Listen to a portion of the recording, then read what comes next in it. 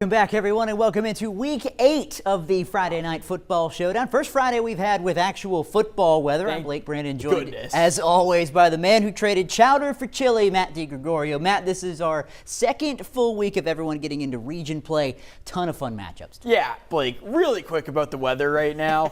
Everyone out there today was a little bit bundled up. 60 degrees, not too bad. It is football weather. Frigid. Frigid for many down here. I was saying, yeah, we used to play negative degrees up north. No, but everyone today, the play on the field really heated up the fields today. All the way from Pascagoula, all the way to the other side to Bay St. Louis. We had action all across the coast. Absolutely. Region action. And we'll start in 5A up in Perk, just outside of the Big Wig in a 5A region matchup. Vancleave heading up to take on the Stone Tomcats on homecoming night for Stone. But Vancleave getting started early. Inside the 5, Kyle Capers gets the handoff, just barrels his way in for the first score of the game. Bulldogs will lead 7-0. Nothing doing for Stone early on. Bulldogs right back in the red zone. This time, Hunter Harper right up the gut, weaving his way through some Tomcats. He's in for another 6 points. That's a 14-0 lead. Now Stone back way up in the second, trying to get out of the shadow of their own goalpost. Des Chapman there with the sack. That is 2 points. Clap your hands and get the ball back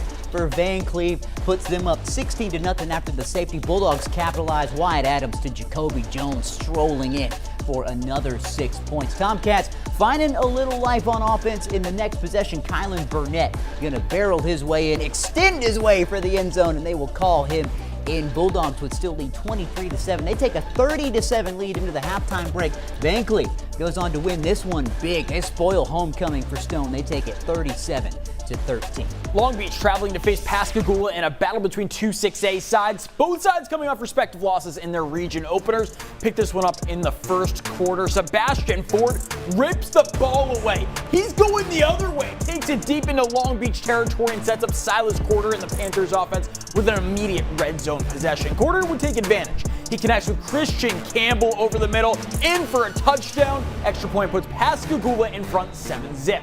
Ensuing Bearcats drive. Will Brady, he's not Tom Brady, but he's still pretty good. Hits Andre Wyndham for a big 4th down conversion. Later in the drive, Brady calls his own number. He can do this. Tom Brady can't do that. And Will Brady's in for 6. They tie the game at 7 apiece. On the ensuing kickoff, Long Beach elects to drop kick it. We saw this at the end of the Saints game last night. New Orleans is lucky they weren't playing against Tylen Wilson. He brings it back to the house to give the Panthers the lead once again. Pascagoula puts it up a 50 burger at home tonight. They rout the Bearcats 50-21. Now moving up to 7A, Biloxi and St. Martin trying to find that first region win of the year. Pick up at the start of the second half. The Indians up 2 scores already. They're going to start with the ball.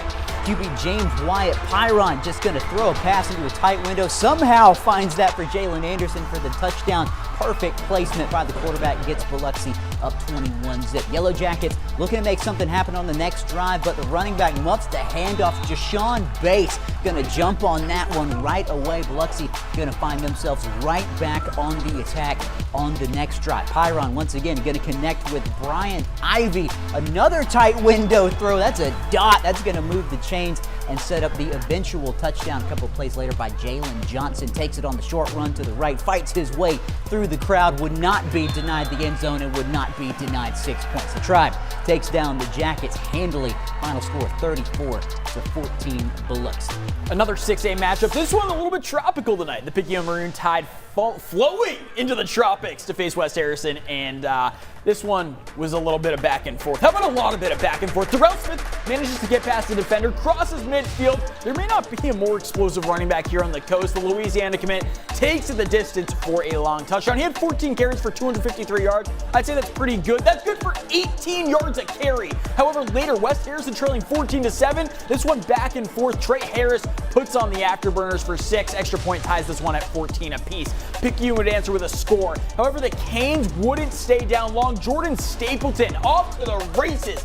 Track meet just continues on here. West Harrison knocks this game up once again. The 253 yards on the ground for Darrell Smith did not count his total through the air. He catches Brandon Parker's pass on 4th and 15. And of course, this one's going to the house because really every play went to the house tonight.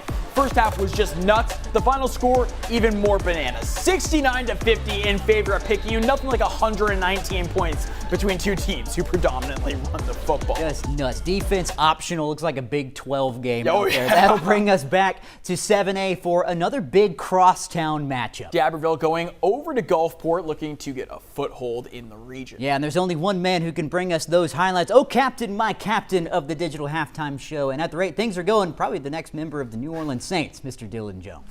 Thanks, guys. And while I would absolutely love to be able to add on to that, I do not think I can do so without bursting into tears. So let's just change the subject.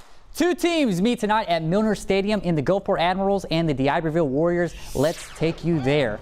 Head coach Blake Pinnock and the Admirals entered tonight 1-0 in district, looking to add on to that. They start the game with the ball here. Quarterback Dane Sullivan gonna let it fly, but it is picked off by defensive back Jordan Wally. Takes it the other way. He gets some nice yardage here before running out of bounds, setting the Warriors up with good field position. Ensuing drive here, it'll be Wally again on a nice handoff up the middle. Blast up around the edge and, ooh, yeah, no controversy there. That penalty will set the Warrior up with a score. PAT is no good. They take a 6-0 lead. Gulfport answers. Direct snap to running back Cooper Crosby hammers it up the middle for the score, and the Admirals snatch the lead back, making it 7-6. They get the ball back later, and look at this beaut. Dane Sullivan throws a dot to DeCorion Payton, who hangs on despite the hit stick, but they can't score on the drive. It's the Warriors now. Wally will be on the snap. Looking to his right, he finds the tight end Malachi Knight in the chest, hauls it in for another D'Iberville score to make it 13-7. Gulfport would score again just before the half to take a 1-point lead. They run away with it in the second half, winning it 38-19.